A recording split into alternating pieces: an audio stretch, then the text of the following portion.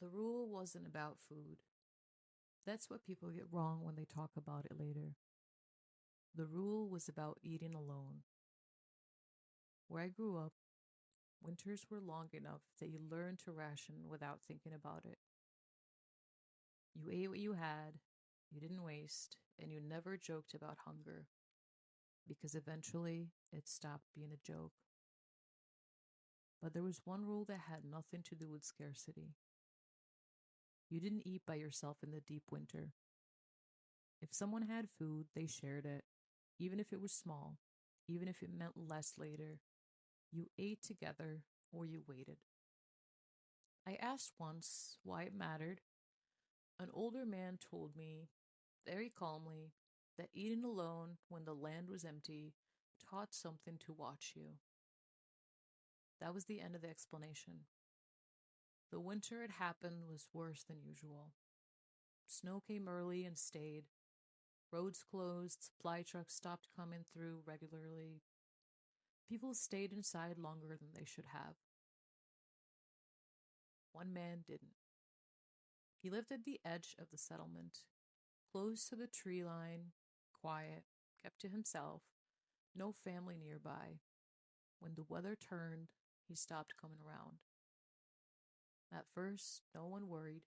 Some people preferred solitude. It wasn't unusual. But then his traps stopped being checked. A week later, someone noticed smoke from his chimney. Thin, irregular, like he was burning scraps instead of wood. A few people went out to check on him. They came back quickly.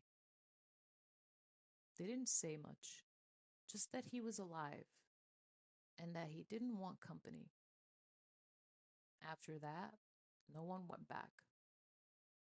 Not because they were afraid, but because something about the way he looked had broken the rules without anyone saying it out loud. He was thinner than hunger should allow. His eyes didn't track right.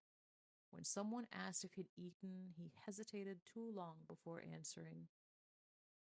Late in the season, a storm came through that cut off the settlement completely. When it cleared, the man came back. He walked in from the trees just before dusk, carrying no supplies, no pack, no weapon, just himself. He didn't ask for food. He sat down near the fire and waited. Someone handed him a bowl. He didn't thank them. He ate slowly, carefully, like each bite mattered more than the next one. No one spoke while he did. Afterward, he stayed. Not in his old place, but near others. Always near. Always where people gathered. He never went back to the edge of the trees. What unsettled people wasn't that he survived, it was that he never seemed full. He ate the same amount as everyone else, sometimes less, but his eyes never stopped following the food, and he never ever ate alone again. When spring came, he left. No one saw him go. One day he just wasn't there.